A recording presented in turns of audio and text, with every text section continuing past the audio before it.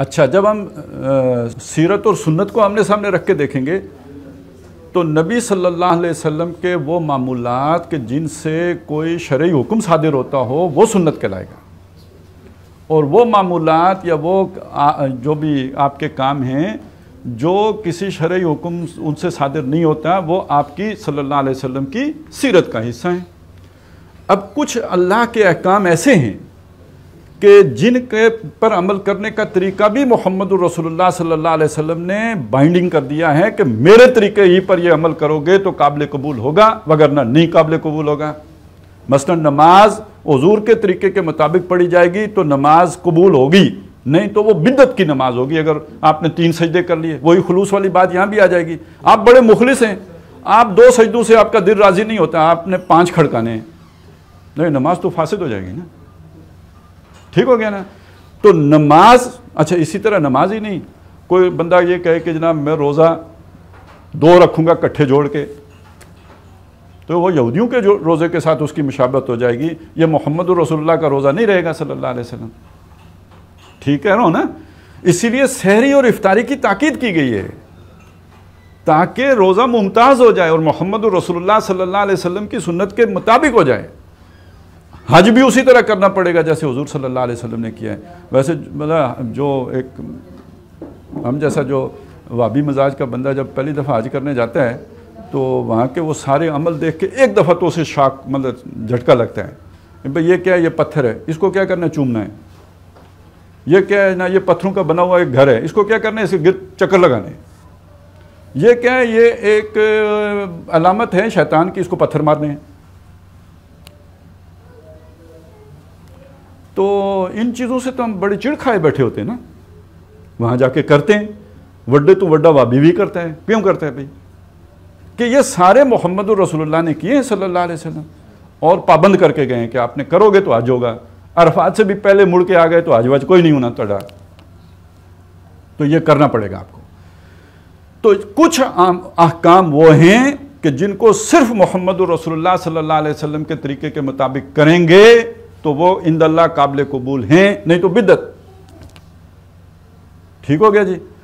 تو یہ یعنی وہ عیسیٰ حضور صلی اللہ علیہ وسلم کی سنت ہے، وہ شریعت ہے، وہ شریعت اور سنت دونوں اس کے الفاظ اس پر اطلاق ہو جائیں۔ لیکن کچھ احکام وہ ہیں کہ جو حکم تو پورا کرنا ہے، اس کا طریقہ حضور صلی اللہ علیہ وسلم نے اپنے دور میں ایک اختیار کیا تھا، دوسری جگہ ضروری نہیں ہے کہ بالکل وہی طریقہ اختیار کیا جائے، وہ مقصد حاصل کرنا ہے۔ ان میں سے ایک شعبہ ہے تبلیغ دین، یہ محمد الرسول اللہ پر فرض تھی۔ یا ایھا الرسول، اے رسول صلی اللہ علیہ وسلم، بلغ ما انزل الیک من ربک، آپ پر جو آپ کے رب کی طرف سے نازل کیا گیا اس کو پہنچائیں۔ وَإِن لَمْ تَفْعَلْ فَمَا بَلَّغْتَ الرِّسَالَةَ، اگر آپ نے نہ پہنچایا آپ نے رسالت کا حق ادا نہیں کیا۔ یہ پہنچانا آپ کے ذمہ، تمام نبیوں کے ذمہ ہے۔ یہی ذمہ داری محمد الرسول اللہ صلی اللہ علیہ وسلم امت کی لگا کے گئے ہیں۔ فَلْيُبَلِّغِ الشَّاهِدُ الْغَائِبُ، کہ جو یہاں موجود ہے اس تک پہنچائے، جو یہاں موجود نہیں۔ تو نبی صلی اللہ علیہ وسلم نے تو مکے کی گلیوں میں تبلیغ کی ہے، طائف کی گلیوں میں جا کے تبلیغ کی ہے۔ صحابہ کرام نے جس علاقے میں دین پہنچایا ہے تو وہاں پہ تو وہ تلوار لے کے گئے ہیں۔ ایران کی گلیوں میں اس طرح تو نہیں پھرے ہیں جس طرح مکے کی گلیوں میں محمد الرسول اللہ پھرے تھے۔ آج میں نے اور آپ نے اگر تبلیغ کرنی ہے تو پہلے کوئی سبا پہ چڑھنا ضروری ہے؟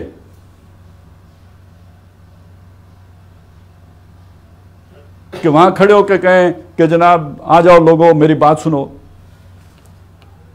آج تو یہ ضروری نہیں ہے کہ بالکل ہو بہو وہی طریقہ اختیار کیا جائے۔ نماز کے لیے ضروری ہے ہو بہو وہی طریقہ اختیار کیا جائے، روزے کے لیے ضروری ہے کہ ہو بہو وہی طریقہ اختیار کیا جائے، حج کے لیے زکوٰۃ کے لیے ضروری ہے کہ ہو بہو وہی طریقہ اختیار کیا جائے، نکاح کے لیے طلاق کے لیے ضروری ہے کہ ہو بہو وہی طریقہ اختیار کیا جائے۔ اس میں بھی چھوٹیں دی ہیں۔ اب وہ ایجاب و قبول اس زمانے میں ہوتا تھا پاس بٹھا کے ہی ہو سکتا ہے، اب ٹیلی فون پہ بھی ایجاب و قبول ہو جاتا ہے، ٹھکا ٹھک ہو جاتا ہے۔ تو بعض چیزیں ہیں جن میں وسعت ہے، انہی میں سے یہ فرائض ہیں، جیسے تبلیغ کا فریضہ ہے، فریضہ امر بالمعروف اور نہی عن المنکر ہے، فریضہ شہادت علی الناس ہے، یا فریضہ اقامت دین ہے۔ اب نبی صلی اللہ علیہ وسلم کے دور میں دین کو قائم کرنے کی جدوجہد میں آپ اگر دیکھیں گے تو سب سے اہم مقام جو پورا جو جسے کہتے ہیں نا جس نے حالات بدل کے رکھ دیے، ٹرننگ پوائنٹ، وہ ہجرت ہے. اور بعد میں خود نبی صلی اللہ علیہ وسلم نے ہجرت کو امت کے اوپر ساقط کر دیا. اب اس طرح ہجرت کرنا لازم نہیں. سمجھ آئی بات کی کچھ؟ میں نے کیا کہا؟ میں نے صرف اتنی بات سمجھائی ہے کہ جب ہم منہج اور شریعت کے اعتبار سے دیکھیں گے تو ہم نے کہا شریعت وہ جو اللہ نے کرنے کا حکم دیا وہ شریعت ہے، اس پر عمل کرنا ہوگا، اور اس حکم پر عمل کرنے کا جو طریقہ محمد رسول اللہ صلی اللہ علیہ وسلم نے بتایا وہ اس کا منہج ہے. تو حضور صلی اللہ علیہ وسلم کے کچھ منہج ایسے ہیں جو شریعت کا حصہ ہیں، ہو گئے، ان کو چھوڑا نہیں جا سکتا. لیکن آپ صلی اللہ علیہ وسلم کے کچھ عمل ایسے ہیں کہ جن مقاصد کے لیے کیے گئے وہ مقاصد تو آج بھی شریعت کا حصہ ہیں، آپ پر فرض ہیں، آپ نے وہ پورے کرنے ہیں. لیکن ضروری نہیں کہ آج وہی طریقہ اختیار کیا جائے جو اس دور میں کیا گیا تھا. پردے کا حکم ہے، سطر ڈھانپ کے رکھو. یہ برقع تو حضور کے دور میں نہیں تھا، یہ شلوار تو حضور کے دور میں نہیں تھی. تو اس مقصد کو پورا کرنے کے لیے آج منہج مختلف ہو گیا. ٹھیک ہو گیا جی؟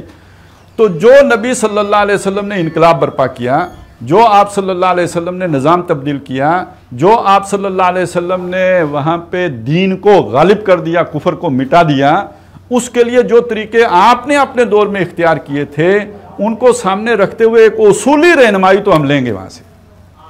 ان سٹیپس کو تو ملوز خاطر رکھیں گے، ان اقدامات کو تو پیش نظر رکھیں گے، لیکن یہ ضروری نہیں ہے کہ ہو بہو کاپی کیا جائے اس طریقے کو جیسے کہ نماز کے طریقے کو کاپی کیا جاتا ہے. بہت سے لوگوں کو یہ مغالطہ ہے.